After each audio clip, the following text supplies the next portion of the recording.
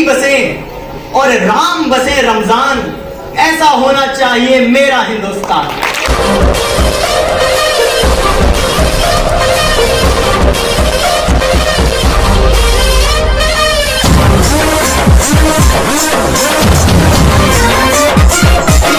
मेरे राम को मेरा सादर प्रणाम। श्री हनुमान जी महाराज जो प्रत्यक्ष प्रत्यक्ष रूप में सदैव राम की स्तुति के लिए विराजमान होते हैं, उनको प्रणाम। हमारी एम्बेसी के सारे स्टाफ मेंबर्स को मेरा सादर नमन और अभिनंदन है। आज अवसर थोड़ा लेट आया है, लेकिन आया है, और ये अवसर है दीपावली के ऊपर बोलने का। कहते हैं कि दीपावली वो त्योहार है जो सारे भारत में, और ना केवल भारत में, पूरे विश्व में सबको जोड़ के रखता है, दीप को जला के रखता है। हम दीपोत्सव क्यों मनाते हैं ज्यादातर लोग सब जानते हैं, लेकिन दीप की एक बड़ी खास बात है, दीप दूसरों के लिए जलता है, दूसरों को जलाता है। सर्वप्रथम हमारी एम्बेसडर मैम यहाँ पर विराजमान है, तो राम के ऊपर बात हो रही है तो रामदूत पर भी बात होनी चाहिए। जिस प्रकार हनुमान जी राम के दूत हैं, इसी प्रकार हमारी मैडम भारत की राजदूत है। सच्ची निष्ठा और कृतज्ञता जिस व्यक्ति के अंदर होती है, उसे दूत बनाया जाता है। हमारी मैडम यहाँ विराजमान है, प्रूव भी कर देते हैं। बाबा तुलसीदास जी ने कहा था,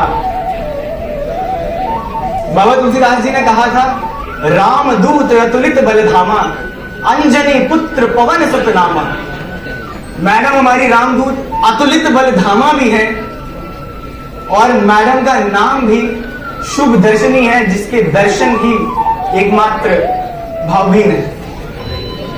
और आज हम इस विषय पर जिस पर बात करने बैठे हैं, उसका शीर्षक है दीपावली। सबसे पहले दीपोत्सव क्यों मनाया जाता है, हमने रामायण से शुरू किया। मेरे पास इतना वक्त नहीं था कि मैं पूरी रामायण सुनाऊं, इसलिए मैंने कुछ छंद निकाले हैं जो आप सब तक राम को पहुंचाएंगे। यहाँ अलग अलग मजहब के मानने वाले लोग बैठे हैं, लेकिन सब आज राम को सुनने बैठे हैं। ये मेरे लिए बड़ी कृतज्ञता की बात है। उर्दू की एक शायरी कहती है कि कितने अवतार हुए, कितने पैगंबर आए, तू ना आया तेरे पैगाम बराबर है। मैं राम के ऊपर कहूंगा कि कितने अवतार हुए, कितने पैगंबर आए, तू भी आया, तेरे पैगाम भी बराबर है। राम न केवल एक कैरेक्टर है, राम एक जिंदगी है। उससे हम हर चीज सीख सकते हैं अगर हमें जीवन जीना है।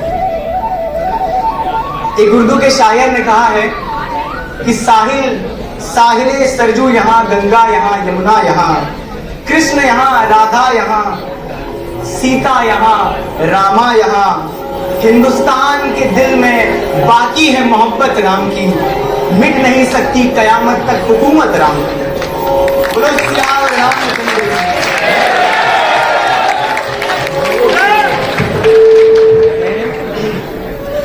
राम भगवान विष्णु के 7वें अवतार जो पृथ्वी पर आए, और उन्होंने हमें ह्यूमैनिटी सिखाई।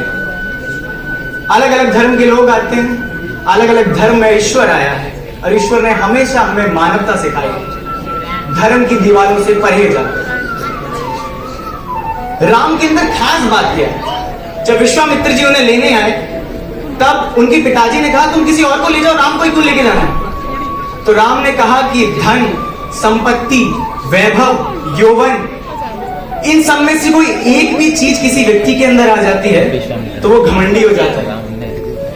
तुम्हारे पुत्र के अंदर चारों चीजें हैं, फिर भी वो घमंडी नहीं है, इसलिए मैं इसे लेने आया हूं।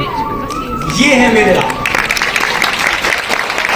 तालियां तालियां। प्रसन्न राम 2 बार अपने घर से बाहर निकले। पहली बार जब वो धनुर्विद्या सीखने गए, और दूसरी बार जब वो वनवास के लिए गए। और राम जब जब वापस अयोध्या लौटे, कुछ बन के लौटे। इस प्रांगण में जितने लोग विराजमान हैं, वो किसी भी देश से आते हो, मैं बस यही कहूंगा, जब आप अपने घर लौटे तो कुछ बन के लौटे, बिना बने नहीं लौटे। कहते हैं कि राम अगर बन गए तो बन गए, अगर राजा राम रहते तो सिर्फ एक राजा राम रहते, वनवास जाकर गली गली भटके, जंगल जंगल, माफ कीजिएगा, जंगल जंगल भटके, पशु पक्षियों के साथ रहे, तो मर्यादा पुरुषोत्तम राम कहलाए। राम एक पॉजिटिविटी का सोर्स है, मैं बस ये कहूंगा। और आप इस कहानी को ऐसे मत सुनिए कि कोई हिंदू सुना रहा है और हिंदू सुन रहे हैं। अगर राम की आइडियोलॉजी को आप एक स्टोरी समझ के भी समझ लेंगे, तो मुझे लगता है कि जैसा बाबा वाल्मीकि ने और जैसा तुलसीदास जी ने लिखा है, इससे अच्छी स्टोरी नहीं लिखी। दैट आइडियोलॉजी इज प्रभु राम। राम घर से निकले और वापस आए। एक शायरी मुझे याद आती है, उसमें कहा गया है, पयंबरों से जमीनें वफा नहीं करती, हम कौन खुदा थे तो अपने घर रहते। हम भी निकले हैं और हम जरूर अपने घर जब वापस लौटेंगे तो कुछ बन कर रहे। राम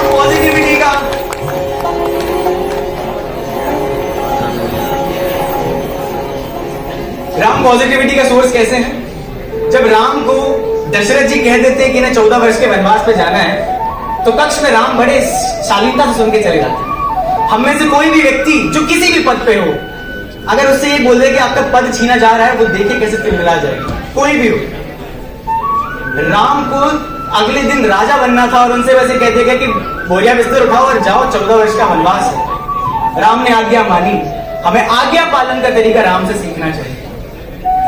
उसके बाद भी जब कौशल्या मैया ने पूछा दशरथ जी से, राम जी से, कि पिताजी ने क्या कहा, तो राम ने ये नहीं बोला कि मुझे वनवास मिला है।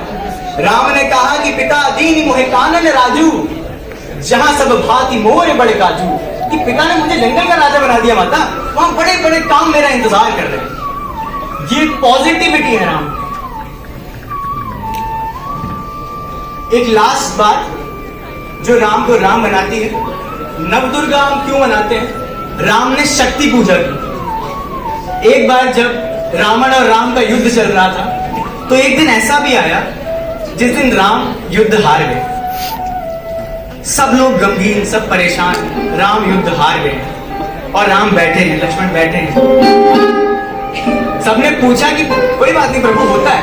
प्रभु बोले, मैं इसलिए दुखी नहीं हूं कि मैं आज युद्ध हार गया हूं, मैं इसलिए दुखी हूं कि मैंने रावण के साथ शक्तियों को लड़ते हुए देखा। तो जामुन जी बोले, अगर शक्तियों को लड़ते हुए देखा तो आप भी देवी उपासना करो। राम देवी उपासना करने लगे। राम उपासना में बैठे और राम ने 108 नील कमल चढ़ाए। आज बहुत लोगों को पता चलेगा कि हम नवरात्रि क्यों मनाते हैं, हम दशहरा क्यों मनाते हैं। राम उपासना करने बैठे और राम ने धीमे धीमे 107 फूल चढ़ा दिए। जैसे ही 108वां फूल चढ़ाने की बात आई, माता ने कहा कि चलो इसकी परीक्षा ले लेते हैं। वहां से एक फूल मैया ने उठा लिया, नेत्र चढ़ा दिया। राम बहुत दुखी हो गए। उसमें राम कहते हैं, सूर्यकांत त्रिपाठी निराला जी की एक लाइन याद आ रही है।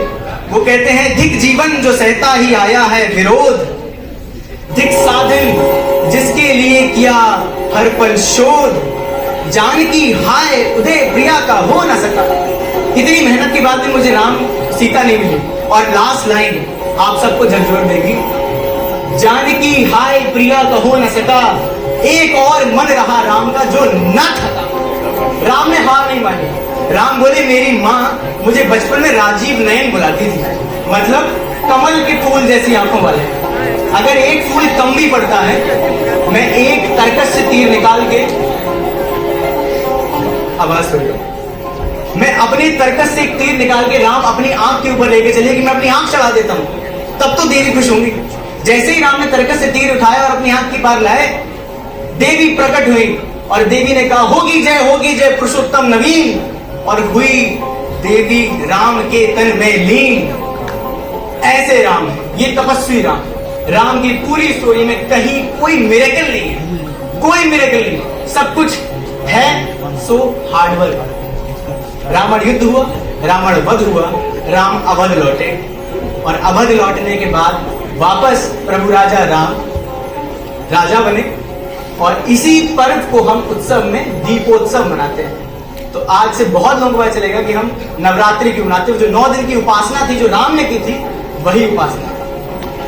जाते जाते बस मैं यही कहूंगा आपसे, जितने भी हिंदुस्तानी यहां पर बैठे हुए, एक बात मेरी याद रखना, बहुत चीजें फैली हुई है देश के अंदर, बस मेरी एक बात याद रखना कि दिवाली में अली बसे और राम बसे रमजान, ऐसा होना चाहिए मेरा हिंदुस्तान।